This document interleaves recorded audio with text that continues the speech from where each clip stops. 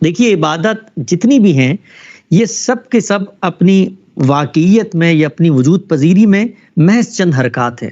مثلا میں نماز پڑھتا ہوں تو نماز کس چیز کا نام ہے؟ نماز قیام کا نام ہے، نماز رکوع کا نام ہے، نماز سجدے کا نام ہے. یہ قیام اپنی ذات میں کھڑا ہونا ہے، لیکن عبادت کے اندر جو قیام ہوتا ہے یہ محض کھڑا ہونا نہیں ہے. رکوع بالعموم جھک جانے کا نام ہوتا ہے، ایک حرکت ہے، لیکن عبادت کے اندر رکوع محض جھک جانے کا نام نہیں ہے. تو عبادات اپنی واقعیت یا وجود پذیری میں تو محض چند حرکات ہوتی ہیں، لیکن یہ حرکات اپنے پیچھے ایک مابعدی طبیعت رکھتی ہیں. گویا یہ سب کی سب علامات ہیں، سمبلز ہیں. ان کے پیچھے کوئی تصور، کوئی فلسفہ، کوئی حکمت، کوئی بات چھپی ہوئی ہے جس کو پورا کرنے کے لیے، اس کو ممثل کرنے کے لیے یہ حرکت سامنے آئی ہے. تو نماز کے اندر جب ہم قیام کرتے ہیں تو وہ محض کھڑا ہو جانا نہیں ہے، بلکہ پروردگار عالم کے سامنے فریاد کناں بن کے، اس کے سامنے جھولی پھیلا کر، اس کے سامنے اپنے عجز، اپنے تذلل، اپنے خشوع، اپنی انابت، اپنی تسلیم، اپنی رضا، اپنے آپ کو سپرد کر دینے کے ایک جذبے کے ساتھ خدا کے آگے جھکنا، خدا کے آگے یہ کہہ کر کھڑے ہونا کہ تیرا بندہ ہوں اور تیری بارگاہ میں آگے اور اب تجھی سے فریاد کناں ہوں اور تجھی سے میں سوال کرتا ہوں. یہ اس تصور کی ایک علامت ہے جو قیام کی صورت میں سامنے آتی ہے. تو غرض یہ کہ عبادات جتنی بھی ہیں وہ اپنی واقعیت میں تو محض چند حرکات ہیں. آپ حج پہ جاتے ہیں، وہاں پر معبد کے گرد پھیرے لگاتے ہیں. یہ پھیرے لگانا ایک حرکت ہے، انسان چل رہا ہوتا ہے 7 دفعہ. اسی طرح سے آپ وہاں جاتے ہیں، آپ کنکر مارتے ہیں، یہ کنکر مارنا ایک حرکت ہے.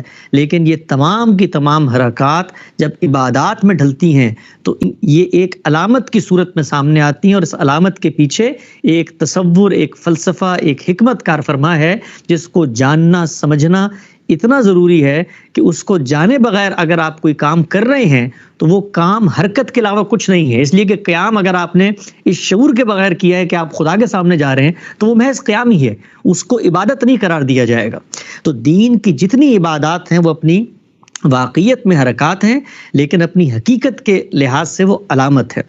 ہم یہ جانتے ہیں کہ اللہ تعالیٰ نے جب سے دنیا بنائی ہے، اس دنیا کو بنانے کے بعد خالق کی جو اسکیم ہمارے سامنے آتی ہے کہ پیغمبر کے آنے کے بعد سے قیامت کے دن تک دنیا کے اسٹیج پہ انسانوں کو ایک امتحان درپیش ہے. وہ امتحان کیا ہے؟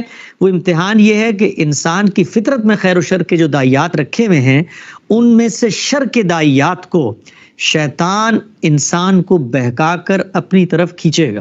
تو آپ کی فطرت کے اندر جو ارادے اختیار کی صلاحیت موجود ہے وہ آپ کو آمادہ کرتی ہے کہ آپ ایک راستے کا انتخاب کریں. اس انتخاب میں شیطان ہے جو آپ کو شر کی طرف بلا رہا ہے. شیطان ہے جو چاہتا ہے کہ خدا کی اس اسکیم میں آپ کو نتیجے کے اعتبار سے ناکام کرے. خدا تعالیٰ نے شیطان کی اسی خواہش کو قرآن مجید میں حکایت کر کے بتایا ہے کہ شیطان نے یہ کہا جس وقت وہ خدا کے سامنے سر تسلیم خم کرنے سے انکار کر بیٹھا کہ فبما اغویتنی، اس سبب کے باعث کہ جو آپ نے مجھے گمراہ کر دیا ہے، لأقعدن لهم صراطک المستقیم، میں تیرے ان بندوں کو صراط مستقیم سے بھٹکا دوں گا. تو اب یہ شیطان کے ساتھ ایک عملی جنگ ہے، ایک فکری جنگ ہے، ایک نظریاتی جنگ ہے، جس جنگ میں مجھے شریک کر دیا گیا ہے. میں جیسے ہی اپنی شعور کی عمر کو پہنچتا ہوں، اپنے ارادے اختیار کو دنیا میں استعمال کرنا شروع کرتا ہوں، تو میرے سامنے پہلے دن یہ سوال آ جاتا ہے کہ میں نے شر کا رستہ اختیار کرنا ہے، میں نے خیر کا رستہ اختیار کرنا ہے. قرآن مجید نے یہ بھی بتا دیا کہ یہ شیطان کے ساتھ جو جنگ ہے یہ محض کسی تصور پہ مبنی نہیں ہے، بلکہ انسانوں میں سے بعض لوگ شیطان بن جاتے ہیں، جنوں میں سے بعض لوگ شیطان بن جاتے ہیں. وہ شیطنت کی صفت ہے جو دنیا میں لوگ اپنا لیتے ہیں، اور پھر شیطان کے پیروکار، شیطان کے ایجنٹ گلی محلوں میں، چوک چراہوں میں، بازار ایوانوں میں ہر جگہ انسان کو بھٹکاتے ہیں. رحمان کے بندوں کی شیطان سے جنگ میں امتحان کا نام ہماری یہ زندگی ہے، اور اس زندگی میں کامیابی کا نام جنت ہے. یہ جنت میرے لیے بنائی گئی ہے، اور میں کس لیے بنایا گیا ہوں کہ اس دنیا کے امتحان میں کامیاب ہوں. یہ خدا کی وہ گرینڈ اسکیم ہے جس میں پہلے دن سے شامل ہوں، حاضر ہوں، موجود ہوں.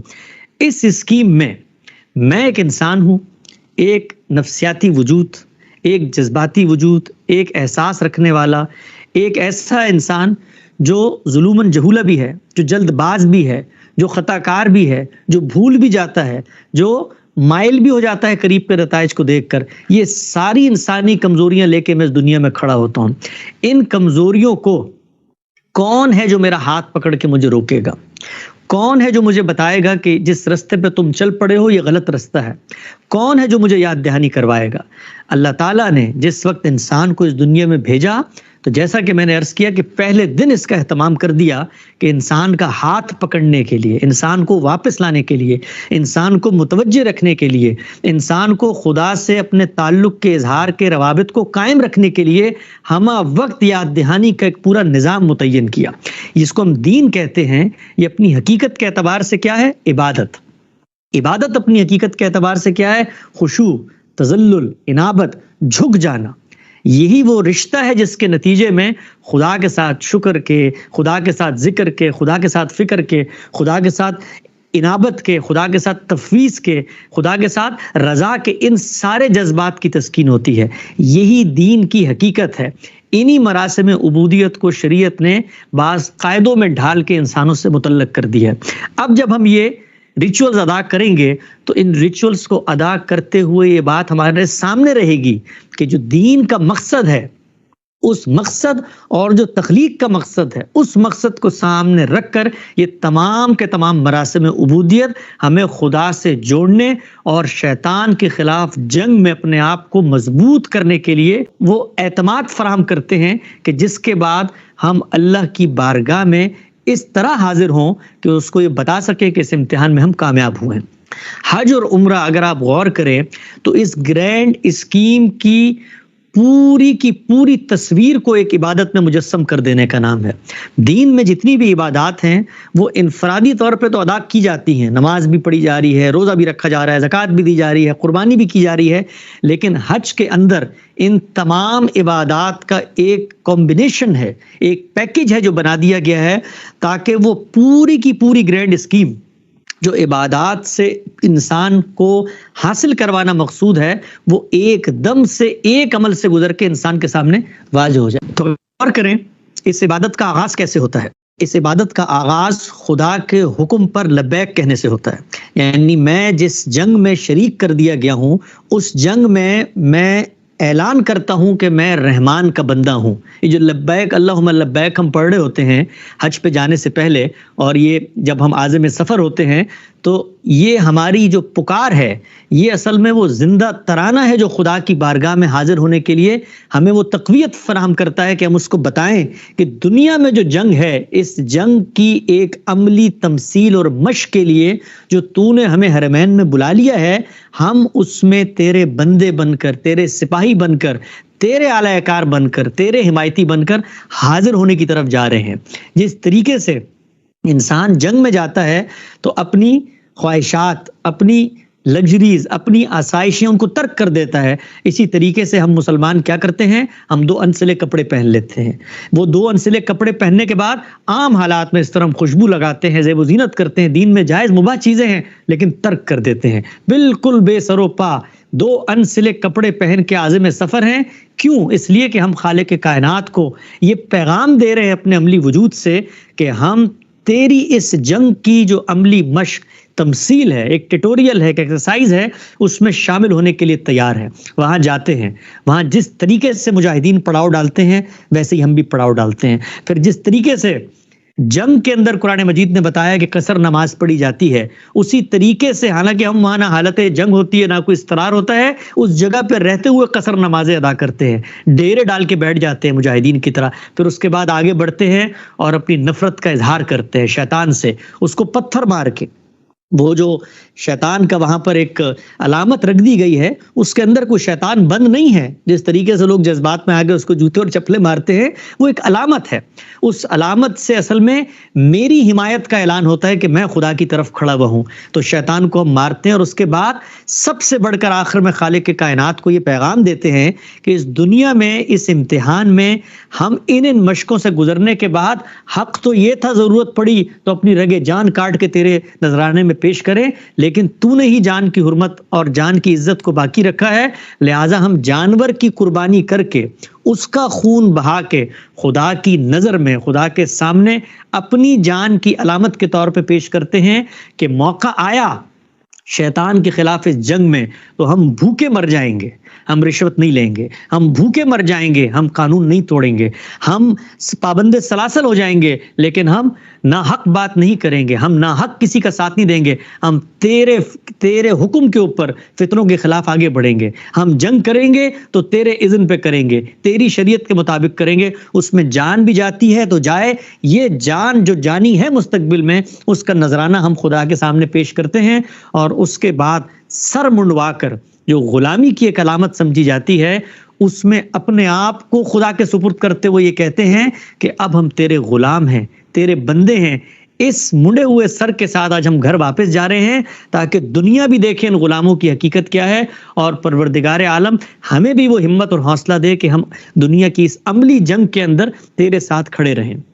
تو یہ عبادت جو ہے وہ دنیا کے اندر شیطان کے ساتھ جنگ میں انسان کو مضبوط کرنے کے لیے، انسان کو اعتماد کے ساتھ کھڑے رہنے کی وہ تقویت، وہ طاقت فراہم کرتی ہے کہ جو کوئی دوسری عبادت نہیں کر سکتی۔ یہ جتنے مراحل حج کے گزرتے ہیں، حج کا طریقہ، حج کی شریعت، یہ آپ کتابوں میں پڑھ سکتے ہیں، لیکن اس کی حقیقت کیا ہے؟ اس کی حقیقت یہی ہے کہ وہاں پر اگر حجر اسود ہے تو ہم اس کا استعلام کر کے گویا خدا کے ہاتھ پہ بیعت لے رہے ہوتے ہیں۔ وہاں پر اگر ہم عرفات میں بیٹھتے ہیں خیمے لگا کر تو جیسے مجاہدین آ کر بکھر کے بیٹھ جاتے ہیں اس طرح بیٹھ جاتے ہیں، جس طرح مجاہدین دنیا کی رغبات لذات کو چھوڑ دیتے ہیں، ہم بھی احرام کی پابندیاں قبول کر کے چھوڑ دیتے ہیں، جس طرح مجاہدین اس معبد کے گرد پھیرے لگاتے ہیں، پریڈ کرتے ہیں اپنے خالق کے ساتھ اپنی حمایت کا اعلان کرتے ہوئے، ہم بھی ایسے ہی کرتے ہیں، اور آخر میں اپنی جان کی نظر خدا کے قدموں میں رکھ کر سر منڈوا کے گھر آ جاتے ہیں کہ دنیا میں موقع ملا تو ہم عملی طور پر بھی یہی کچھ کریں گے۔ یہ ہے عبادات میں سے حج کی عبادت کے پیچھے کار فرما حقیقت، یہ کار فرما فلسفہ۔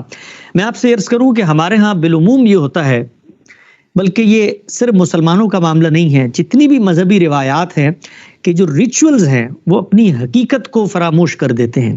جس وقت کسی بھی ریچول کی حقیقت گم ہو جائے تو اس سے جو نتیجہ حاصل کرنا مقصود ہے وہ کبھی بھی حاصل نہیں ہوتا۔ یہی وجہ ہے کہ اگر آپ غور کریں کہ مسلمانوں کا اپنی عبادات سے کوئی شعوری تعلق نہیں پیدا ہو پاتا۔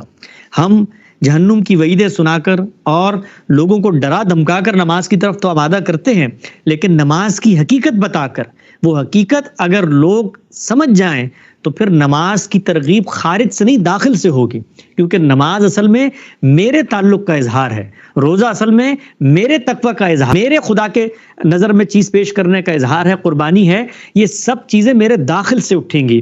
لیکن اگر ان کی حقیقت فراموش ہو جائے، ان کا مقصد فراموش ہو جائے تو یہ محض چند رسوم اور آداب بن جاتے ہیں۔ وہ رسوم اور آداب لاکھوں کے ٹولے ادا کرتے ہیں، لیکن اس سے جو حاصل ہونا، اس سے جو سیکھنا سمجھنا مقصود ہے وہ سامنے نہیں آتا۔ انسان احساس کا ایک جذبہ رکھتا ہے، اظہار چاہتا ہے، انہی اظہار کو زبان دی ہے شریعت نے ان مراسم عبودیت کی صورت میں، اور حاصل کرنا کیا مقصود ہے؟ حاصل کرنا یہ مقصود ہے کہ ہم خدا کے امتحان میں کامیاب ہوں، اور کامیابی کے لیے جو طاقت ہمیں چاہیے ہے، جو قوت ہمیں چاہیے ہے، کسی کی سپورٹ ہمیں چاہیے ہے، وہ سب کچھ ان عبادات کو ادا کرتے ہوئے ہمارے داخل میں بھی ریفریش ہو اور ہمارے خارجی ماحول میں بھی اثر انداز ہو۔